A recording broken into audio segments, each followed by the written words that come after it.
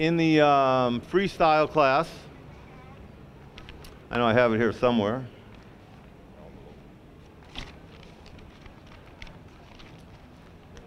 He will get the detail kit, and the recognition goes to the number 6 bike of Juston Rouse of RoosteR Custom Cycles with paint by Chris Ledgerwood.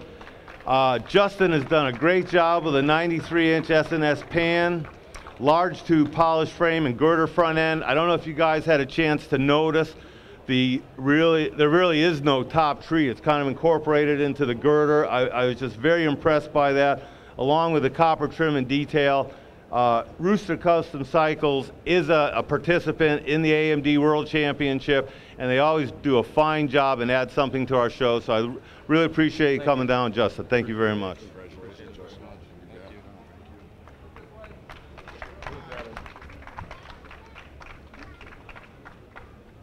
This is Bob Kay from the Progressive International Motorcycle Show. Today we're at the Ultimate Builder Custom Bike Show feature. I have with me Juston Rouse of RoosteR Custom Cycles. Now, RoosteR Cycles are a custom builder, but they also offer a very unique production motorcycle, so I'm sure you could visit their website, and Justin would be glad to tell you about that. But on this particular entry, Justin, it was just very clean, and your interpretation of the traditional girder was just incredible. What got you to do that? What went in your mind? How did you pull that off in the first place? The whole bike was actually built around the concept of, want me to hold that? Or? The whole bike was built around the concept of the front end. The front end is going to be a production front end for a aftermarket Harley Davidson or any custom bike that anybody wants to build. The front end was based off of a lot of older style bicycles from back in the day that had the leaf spring on them. We wanted to do a leaf spring style front end, but we wanted to make it definitely with a newer style of engineering. So the premise behind the whole part is the new school vintage, and then after designing the front end, then we designed the rest of the bike to fit around it. Kind of kept with the copper accents for the older appeal once again, and that's kind of how the whole bike came to light. You know, one of the things we're trying to get people to understand here is the passion that's involved, and I was privileged enough to meet your father in Sturgis this year, so I know this is great, a generational thing for you at RoosteR Custom Cycles. Can you talk a little bit about that and how you got involved and the type of customers you deal with and what, you know, how you help them through their build projects? Yeah, no problem. With our company in general, I come from a equipment manufacturing background. My father has an equipment manufacturing company. I've been around the cars that he built at a younger age, 990 cars, things like that. And from there, it just kind of progressed into my love for motorcycles and wanting to build something that wasn't just farm equipment.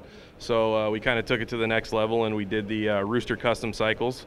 They're a high-end production motorcycle. When a customer comes in, he can pick from hundreds of different options. We can do almost anything he wants. We have 6 frame designs that we use to base the build off of, and then we go through a 5-page build sheet with the customer to make sure that when we're all done with the bike, it fits him and all the needs he wants and the type of riding he wants to do with it.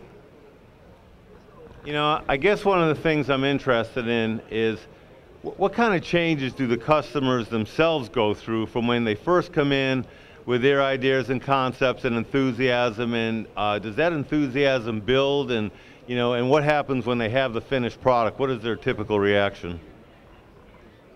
Most of the time when they get their finished product, their typical reaction is, well, let's go ride, because they've been waiting so long for the bike. It takes a long time to build a bike, as you said earlier. You know, when you put that kind of work into it, our painter usually has the bike for 3 to 4 weeks just to get the paint jobs done on our bikes, on the production custom bikes we do.